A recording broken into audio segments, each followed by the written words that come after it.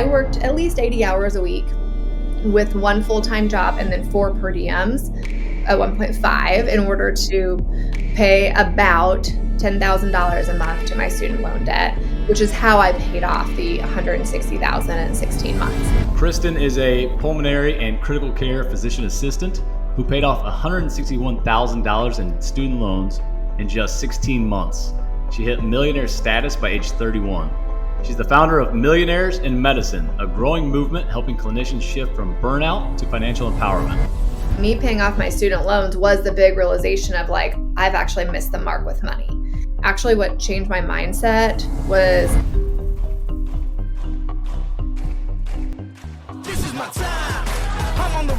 Hi, I'm Kyle Stevenson, and you're listening to the Assets and Orthopedics podcast. This show is for high-income professionals who want to think like the wealthy. We focus on elevating mindsets, building empires, and creating a lasting legacy. Our goal is to empower you with financial intelligence, long-term strategies, and the mindset shifts necessary to achieve true financial freedom.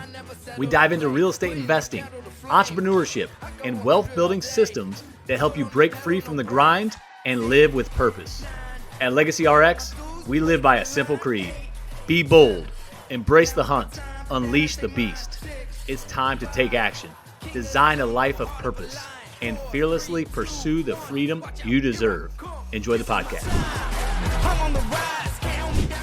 Welcome back to the Assets and Orthopedics podcast. This is your host, Kyle Stevenson.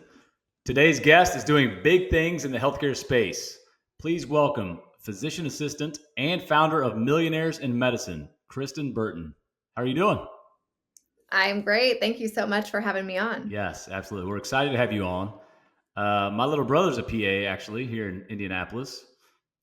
And that is so cool. Yep. So he's excited for this. And I work with a PA every day. She helps me out a ton. So yeah, they're excited. I've been, touting you and talking about this episode. So it should be really good. We're excited. That's awesome. I appreciate that. Yeah. So let me just introduce you real quick and then we'll get started. Kristin is a pulmonary and critical care physician assistant who paid off $161,000 in student loans in just 16 months. She hit millionaire status by age 31. She's the founder of Millionaires in Medicine, a growing movement helping clinicians shift from burnout to financial empowerment. Through real estate investing, coaching, and her powerful online platform, she's changing the narrative for healthcare professionals, showing that you can thrive in medicine while building wealth outside of it. So let's dive in. Let's get started on where you trained, where you went to PA school, where you went to undergrad, and then we'll go from there. Yeah. So I went to undergrad at Purdue Fort Wayne. I went to grad school for PA school at Butler in Indy and have worked in the Indianapolis area ever since. I started as a hospitalist PA, but I spent the majority of my almost decade-long career as a PA either in critical care or inpatient cardiology. Love hospital medicine and honestly can't imagine doing anything else at this point. Good for you. That's great. And so early on, so I know real quick just with PAs, because I have a ton of like undergrads that follow me now who are interested in going to PA school. And they're like, all right, do I go to a 2-year program, a 3-year program? Yeah. My advice is go to the shortest one possible and the lowest loans, student loans, and come out because you're going to learn most of what you'll know in practice by your experience. Yeah, I agree. My program at the time was a full 3 years. Butler's actually subsequently changed that. But we had one summer off where when they truncated the program, they squeezed the curriculum a little bit, but then they reduced a lot of the time off windows. Either way, it's going to suck, so you might as well just go ahead and get through it as fast as you can, pay the least amount of student loan debt. I think most of them now have leaned towards 27 months in duration. And honestly, it doesn't really matter which way you look at it, I think. It's going to be a really intense period of life where you're going to do nothing but study anyways. So you might as well just get the career, get the income as fast as you can and move it along. Exactly. Yep. Buckle up and just go for it, Yeah. All right. So a lot of our listeners, I have a ton of, physicians, PAs, NPs, anybody in the healthcare space listening. we're all in debt to a certain degree or have had debt. So student loans, are a huge burden. Right. What take us back for you and how you decided to tackle it? What moment did you say enough is enough? I'm just going to tackle this debt and be done with it. I will say I was very aggressive with student loan debt early on. I don't necessarily think everyone should do that. In my frame of money reference, when I was a new PA, the only external influence I had with money was Dave Ramsey. That was what my family knew. And so that was the only like lens I had. And that lens, of course, is like pay off all debt as fast as humanly Mm-hmm. possible. And so I decided to do that. I worked a lot to pull it off. My husband and I were relatively early in our marriage. At the time, he made $35,000 a year and we lived off that. Now it's 10 years ago, so obviously inflation, but still we lived very frugally and I worked at least 80 hours a week with one full-time job and then four per diems at 1.5 in order to pay about $10,000 a month to my student loan Mm-hmm. debt, which is how I paid off the $160,000 in 16 months. Now, most folks don't do that, shouldn't do that, et cetera. That was my own like approach to money because I wanted to be successful, but I didn't know about investing, about wealth building, anything else. The only thing I knew was if you want to take a step forward with money, yeah, you pay off your debt. Mm-hmm. Yep. So you use the Dave Ramsey approach. Yep. Do you still think the Dave Ramsey approach is the way to go? Or because I always compare Dave Ramsey to Robert Kiyosaki. I like the more Kiyosaki mindset, Hmm. but when he talks about debt, he's talking more about good debt, right? That you can use Yeah. to buy real estate and leverage and all that stuff. Student loans is obviously bad debt. So, yeah, what are your thoughts on that? I'm not a fan of the Dave Ramsey approach Okay. anymore. For most folks, paying off their student loans quickly will look like 5 years instead of 10, but the opportunity cost is still massive if that's all you focus on. And so, any medical professional, no matter what you are title wise, you probably are late to the investing game, Yep. right? Because you went to undergrad and graduate school in this like protracted training. And so you're already behind the electrician who started investing at 19. If you wait another 5 years because you have student loan blinders on, it becomes very difficult to do anything other than like work for standard retirement. Mm-hmm. And so, for that reason, I think most folks should be doing some type of hybrid strategy of handling their debt in some way, right? And for some folks, it's forgiveness programs or other modalities while building some assets. You can't wait that long to get started and succeed. Yeah, nope, that's great. Because I will tell you, I mean, I talk about investing all the time, and it's cash flowing assets. Um, and these young docs that are coming out are like, well, I got all these student loans, and then they're living truly like the middle class. Like they're a slave to their debt. They're a slave to the interest rates now that it's hard to buy a house. So Yeah. all these things, they're feeling very low middle class. And it's like, well, part of that's your mindset, right? Or most of that's your mindset. And you got to shift that. Like how did you shift that mindset? Was it when you paid off your student loans and you're like, okay, now I need to think bigger here? Or when did you change your mindset from more maybe scarcity to more abundance? Well, actually, me paying off my student loans was the big realization of like, I've actually missed the mark with money because I thought it would feel like, oh, we're wealthy now. And then I like realized we're actually not. All that can do is take the liability column to zero. Like you're never going to build wealth just by being debt free. And so that's why I started really learning about the world of investing, but that's not really what changed my mindset. Actually, what changed my mindset was entrepreneurship and learning the business side and honestly the personal development side that so often goes with that. Mm-hmm. And then when I changed my mindset, the money takes like a 10x. It goes to next. You know what I mean? It's Absolutely. funny how that works. Absolutely. Oh yeah. I mean, the best books out there, they always start with a mindset. And Yep. I love that the be do have as opposed to the have do be mindset. If Yep. you know what I'm talking about. Yes. What books did you read early on to get you with that shift to get you changing your mindset? Do you have any offhand? There are a lot. Actually, there's 3 books by Dan Sullivan. I'm in the middle of one right now. 10x is easier than 2x is the one I'm doing at the moment, but I will typically reread all 3 of those once a Mm-hmm. year. just to keep them fresh in my head.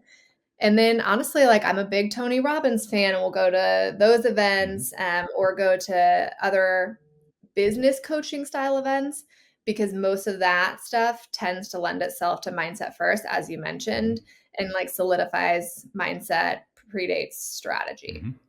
Yep. Good for you. And I think what you're getting to is your biggest investment is in yourself, right? So you're going to these conferences, you're reading these books, you're meeting all these people, you're networking, and then that's helping your mindset. It's building your network. It's doing all these positive things for your business, for your return on investment, right?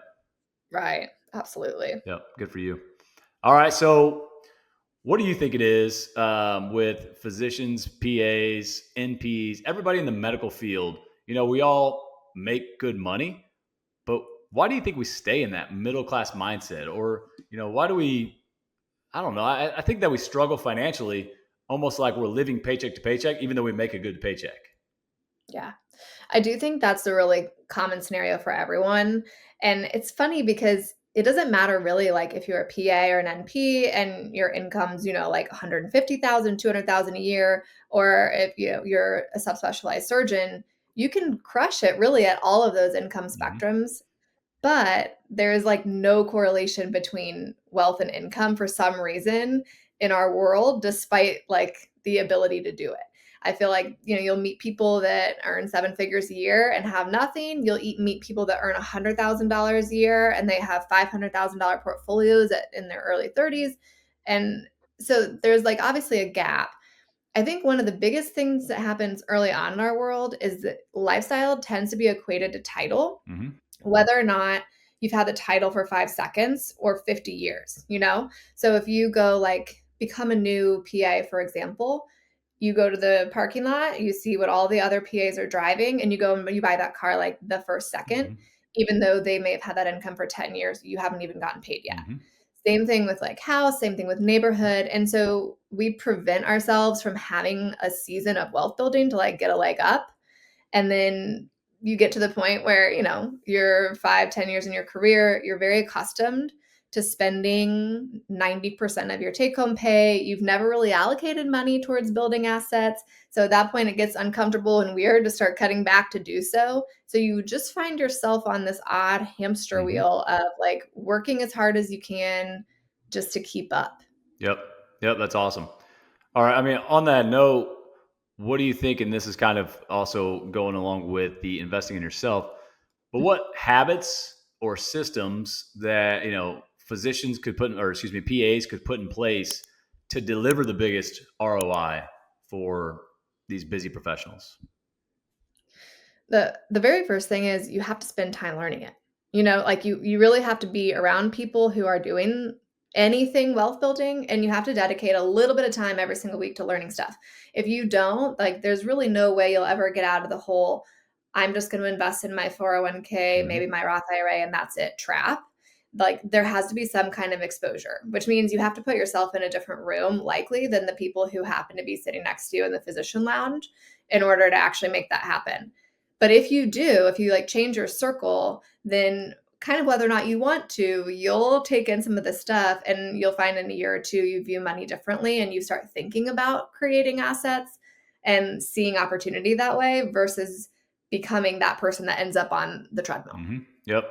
Yeah. Jim Rohn's, one of his, quotes, he has a ton of great quotes, but he states, you are who you surround yourself with. You are a combination of the top 5 people you hang out with.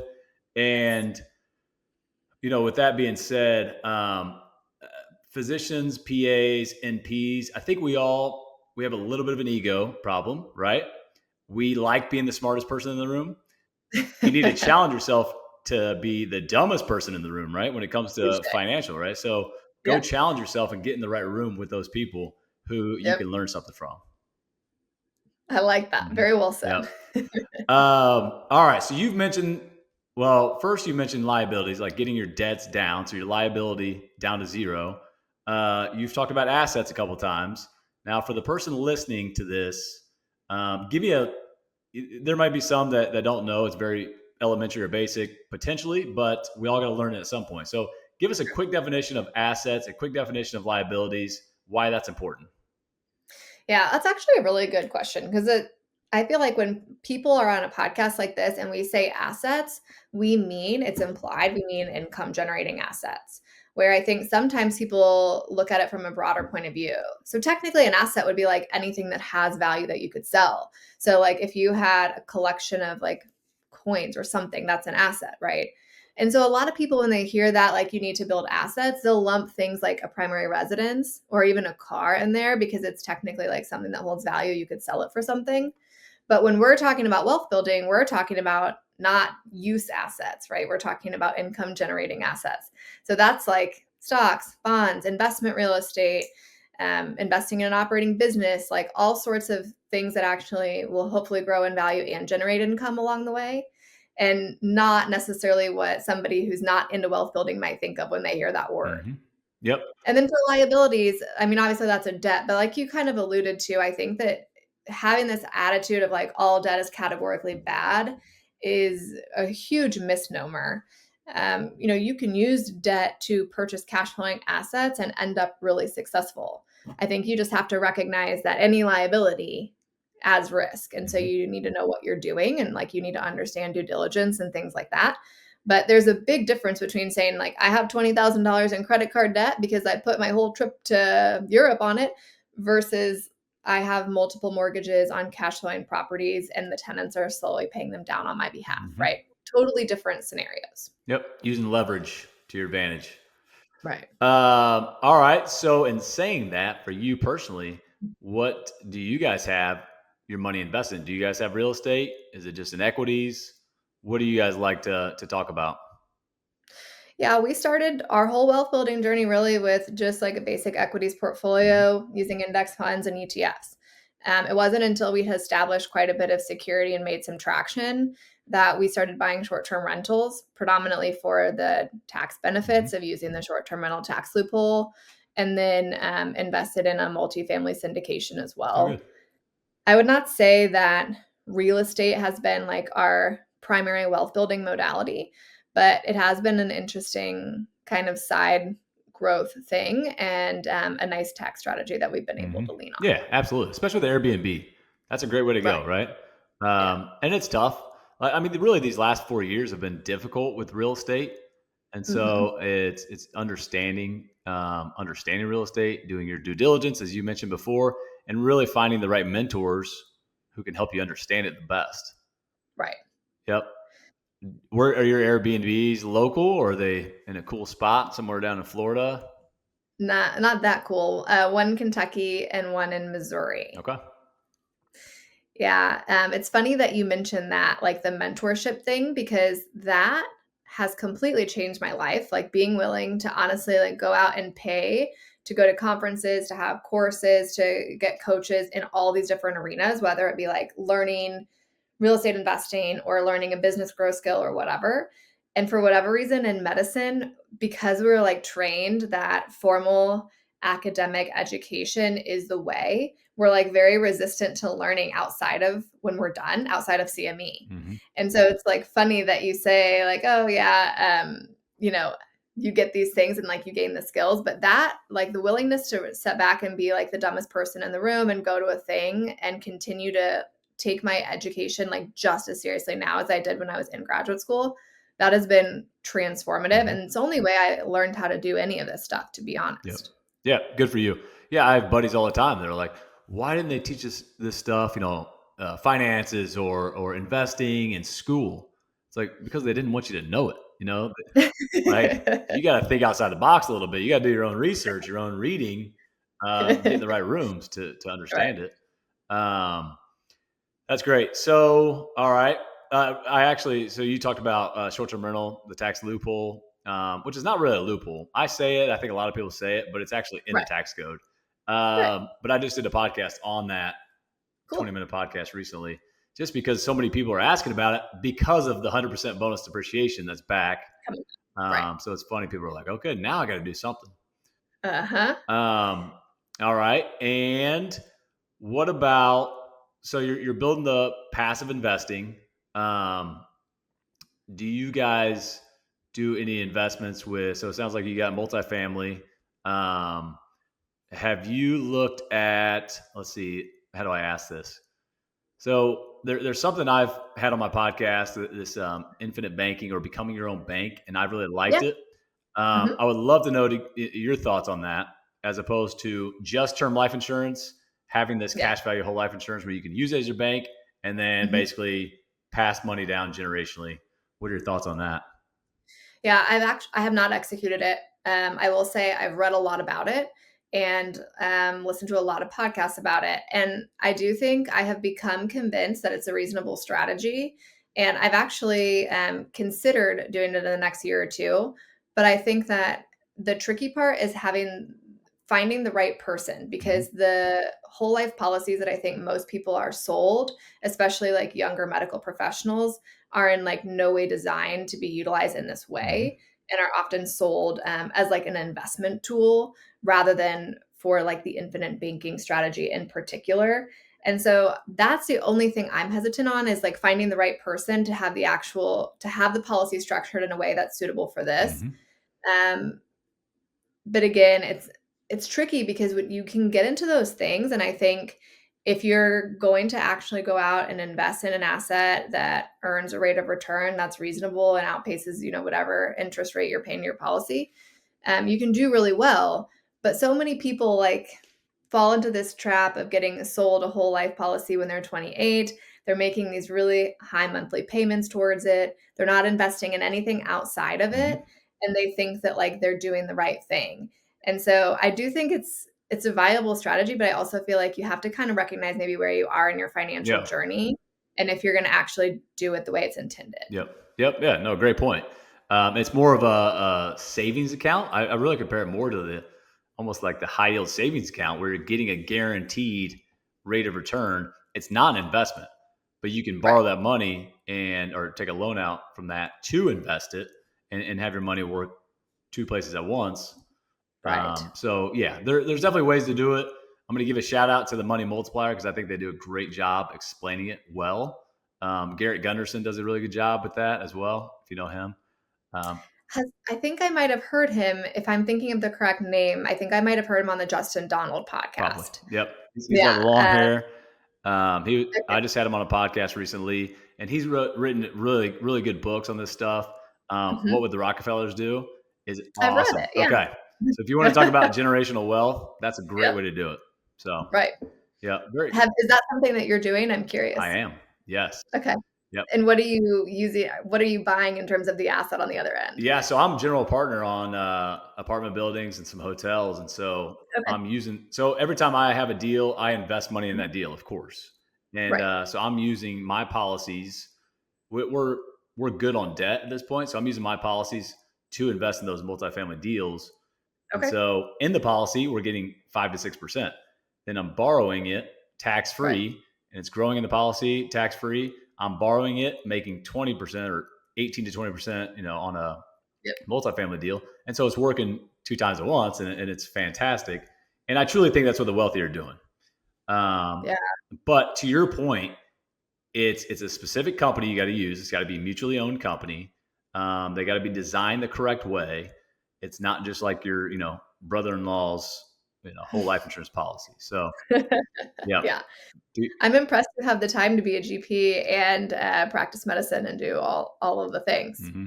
Yep. It's been a few years in the works, but my wife helps me out a lot, so That's it's cool. good. Yep, it's a good time. And again, I mean, to your point, it's connecting with the right people, it's having the right connections and teamwork, and Right. we can't do it all ourselves. And I think you didn't mention the exact book, but Dan Sullivan also wrote the book Who Not How, and Yep. that's a big one where you can use leverage of doesn't have to be just money; it can be other people as well. So Skills. Yeah. Yeah. yeah. All right, so I would say burnout is has been at an all-time high these last couple of years. I did the Yep. research because I love White Coat Investor.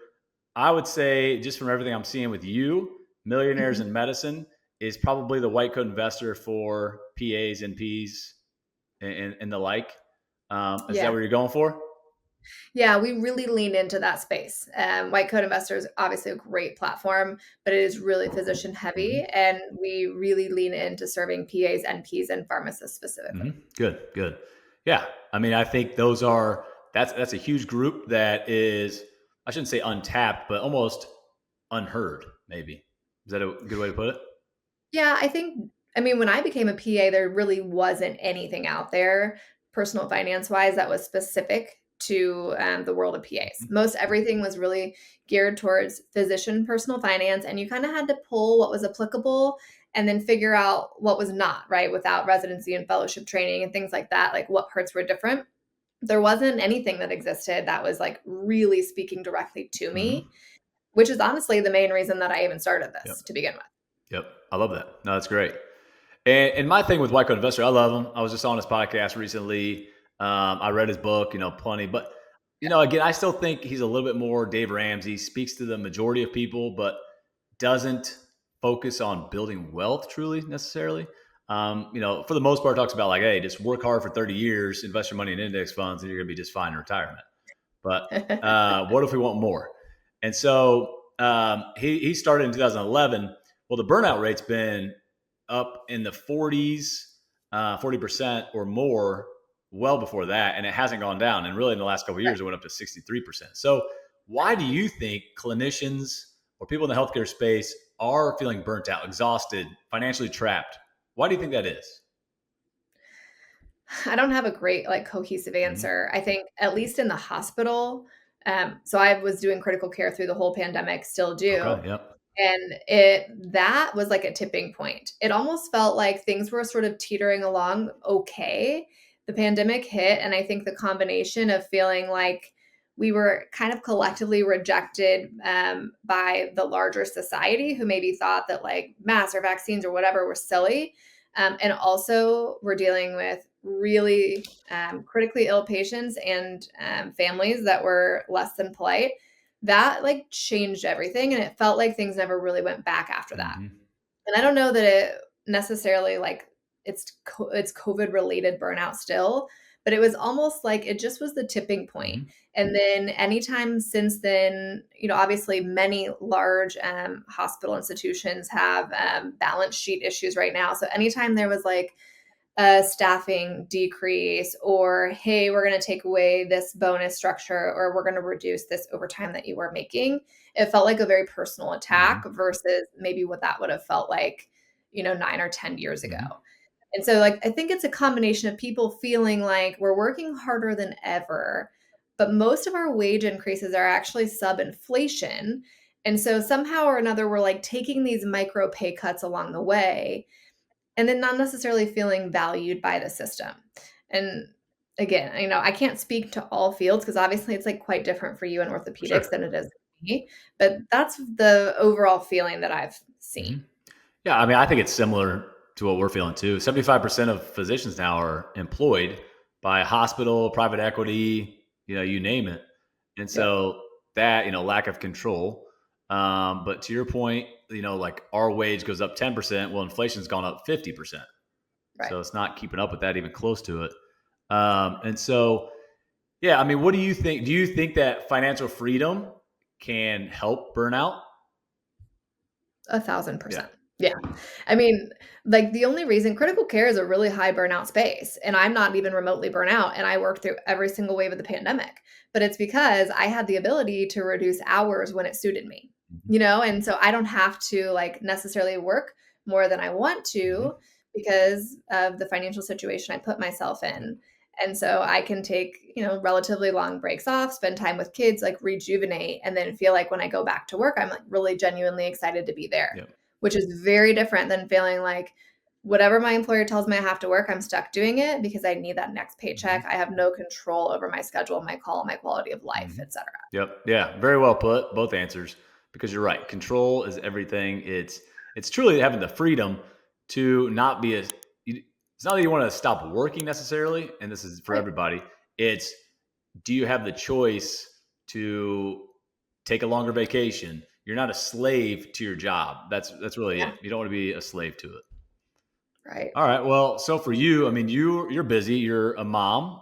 You're a leader in your space. You're an entrepreneur. You're a physician assistant in a busy ICU. And so, how do you handle all that? How do you dictate your schedule? How do you handle it all? There we go. psychotically. I'm just kidding. Yeah. Uh, no, actually, I've honestly just learned a lot of tools over the last few years that have like very, very much helped me. I'm a religious time blocker, which I think helps a lot, and recognizing like what's achievable and what's not. And I will actually sit and as I map out my like week or month, and ask myself, what are the highest priority items, like my 20%, right? That not only moves the needle for me, but also is in my joy wheelhouse that has to go on the calendar. And then, like, what else can I offload? And so, a lot of things I have figured out, especially, reading books like Who Not How, are just worth the expense to offload to someone else. And by doing that, I've been able to really lean into the spaces that I would never offload, like playing with my kids, and then get rid of a lot of the stuff that takes a lot of time, but doesn't actually like add to the quality of my life or my outputs in any way. But it took me a while to start viewing time through that lens and stop just like making to-do lists and checking things off. Yep. Yeah. So we're going to get into millionaires in medicine here in a minute, but I just real quick, because there's so many PAs out there listening, and I'm going to make sure to send it all to all my PA friends as well. A lot of them do feel stuck or burnout, or like their kids go to daycare, they work, their spouse works, and then they don't see their kids until 6 p.m. And then it's like, okay, start the next day and do the same thing over again. It's almost like they're working a 9-to-5 job, and it doesn't feel gratifying to a certain degree, or it gets that way. It's just like, man, this is what burnout feels like. So what's some advice that you have for them to get out of that? That's so hard. I do think there is going to be a season where you're going to have to like really change how you're working, and not see any result just at first. Like you're going to have to really ask yourself, either am I going to increase my income in some way so I can put that money towards building some assets, or am I going to reduce my lifestyle in some way? Then once you actually do build up an asset base, you can really start changing your lifestyle structure based on how you want it to look, versus how you feel like it needs to. But that there is a little gap there where it takes some time. So I feel like the sooner you start that process, even if you're like, hey, I'm a PA, I've been working for 1 year, I'm not even remotely burnt out. Start doing that now so that when you are, 5 years down the line and you have 3 kids and you've been in practice for a while, you'll have the opportunity. The tricky part is when people wait all the way up until they like, I'm desperate, I need to make a change right this second, but they haven't done the asset building alongside it. That part is a little bit hard. It's an overcomable problem. It is just going to take a season of digging in. Yep, that's good. And to your point, you're not going to see results right away. I gave myself, I'm like, all right, I'm going deep into real estate. I'm going to give myself 5 years. Well, in 2.5, I was seeing results. We were getting some tax benefits, and we were getting more money than we were expecting. We're like, oh, this is actually fantastic. Now it's addicting. But we're like, let's give ourselves 5 years to just push through, and whatever happens, happens. Well, things may happen at 5 years, or a little bit faster, or a little bit slower. Who knows? But I always say it's not get rich quickly. If anybody's telling you it's quick, get rich quick, then run, because there's some red flags there. Right. What advice do you have on investments? Is it max out your Roth IRA as much as you can, and then start buying cash flowing assets like Airbnb, or what do you think somebody should start looking into? Well, first, I honestly think it depends on the level of effort you're willing to put into learning some stuff. Because I honestly think you can just like completely get burnt if you start trying to do alternative asset class investing or real estate investing and you're not willing to put in the time, and you don't also have some type of like financial security as you step in. So I do think for most folks, like the easy natural first step is investing in tax advantage accounts or brokerage account and like low cost index funds, ETFs, creating your cash reserves in addition to that so that you actually have like some cushion. And then at that point, it's kind of just dependent upon what interests you. I feel like especially once you hit accredited investor status, you can almost have like shiny object syndrome where there's like too many things you could do. Yep. And like you need to almost like pick a lane, really learn due diligence in that lane and like succeed. And then you can start, I think, branching out a little bit more and learning about more opportunities. But you can, I think, get into trouble if you start there and don't start with like let me figure out how to create a gap between my income and expenses. Let me make sure before I go buy the short-term rental that if I have 3 months of no bookings, I'm not like destitute because I can't afford the mortgage plus my mortgage, you know? So those initial steps are not as sexy, to be frank, but I do think they're important. Very important. Yep. Stay in gear one for as long as possible and as long as you need to, because Yep. Keith Cunningham has this quote where he says, it doesn't matter how fast you run if you're running in the wrong direction, right? There you So you want to stay slow, find your path, go. and Yeah. work towards that. And then once you found it, you focus on that, then you can run fast. Yeah. But to your point, I mean, the wealthy truly focus on one business, one, Yep. asset Yes. class. And that's how they make a lot of money. Yes. And then they have, Yep. yeah, they make so much money. So then they have other income streams. But people are like, oh, the wealthy have 7 income streams on average. So I Yeah. should diversify into 7 different things. Like, well, that's Right. not going to build wealth. No, the wealth is built in concentration and it's kept in There we diversification. go. It's like not that's people get it Yep. backwards. That's a good way to put it. Nice. All right. So let's talk about the movement, your Yeah. company, Millionaires in Medicine. How did that start? When did that start? Who is it for? Yeah, it started in 2018, honestly, with people that I worked with literally at the hospital I work at, asking for help after seeing that I'd had some success. And it started without a social media, without a website, without podcasts, without anything, just like one on one grassroots type of thing. And then it spread to, going on a couple of podcasts and getting some exposure that way. And I actually had a person sit me down and go, hey, look, just so you know, because at the time I was really just talking about personal finance. I wasn't speaking to PAs, NPs. They were like, there's enough people just in this space that really like need help that if you just dove in there, I think you could actually like meet a very significant need. And so since then, that was probably 2019. That's been my big focus is really helping PAs, NPs, and pharmacists who are high earners, right? Still earning 6 figures, still have debt to contend with, have having a resource for them to specifically go to that they don't have to just pick and choose the few things that apply. Mm-hmm. That's awesome. Good for you. I mean, I saw you have quite a bit of following, so you've obviously got a ton of traction. People love what you're doing, and I've loved seeing what you're doing. It's really cool. So, um, yeah, what's next for the platform? Like, what's the big mission of financial literacy? What's your biggest goal with this? How about that? Well, that's the biggest Yeah, goal I let's think go is big. to be able to like affect at least 50% of all PAs, NPs, and pharmacists in the United States in some way, shape, or form, whether they just like learn from a blog or a YouTube video or like really dive in with us. But to have like that level of footprint with those professions to where we go from being the classic kind of broke medical professional that everyone laughs at to being like really truly a financially literate or group, especially like the younger generations. Mm-hmm. That's probably my biggest goal. And then even beyond that, for me, just I'm a mom, is to be able to have that trickle down effect to where all of the kids that are raised by these folks come up with way more financial knowledge than we had Mm-hmm. and end up ending this weird gap that we have of pensions don't exist. You have to take care of yourself, but no one knows how. Mm-hmm.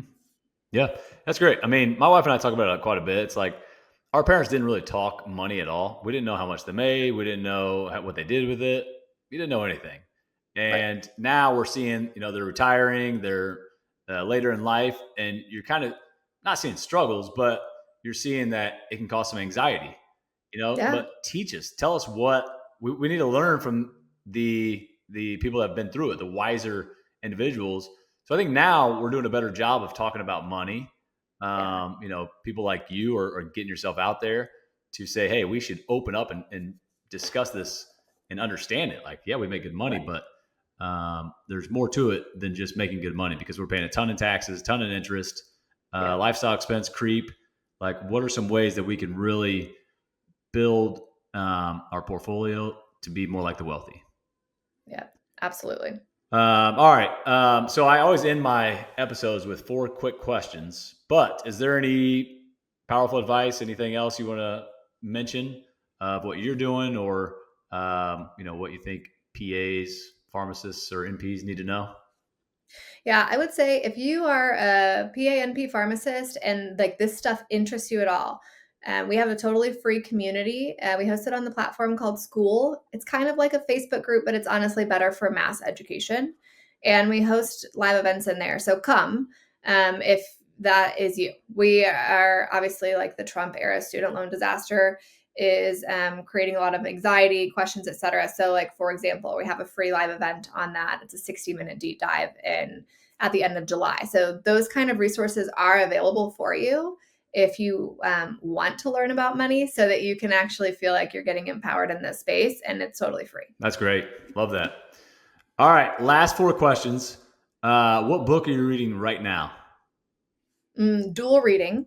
1, 2x is easier than 10x. I mentioned that. 2, Kristin Hanna. I'm a huge fact-based fiction nut, and I always like to dual read fiction and nonfiction. So that's my current. Love it. That's great. What advice would you give to your 25-year-old self? Okay, so I'm gonna tweak it a little bit and say like my 20-year-old self. I was gonna like stop and say you're just over 25, so I need to change that question. I wish I was just over 25. I'm not, but that's okay. I would say actually get married to the person you think you're going to get married to. This is like very subtle, but I've noticed multiple times like you've referenced your wife and like it's like we're doing this, and like you can tell even in subtle comments that like you guys are a dominant team. And like we are the same way. And that is, I think, the number one reason I've had success is because I married someone who is willing to like get on the same page and be like a hustler and a builder with me, rather than like trying to kick and scream down the path of like getting somewhere financially. That's great. That gave me chills. That's awesome. Good answer. All right. How do you define wealth? Totally time freedom. Absolutely. Actually, I think more than anything, it is like the ability to create the like peace, joy, solitude that you're looking for in life. I would have had a number before if you would have asked me like 3 or 4 years ago, but anymore, I think that is the absolute definition of wealth.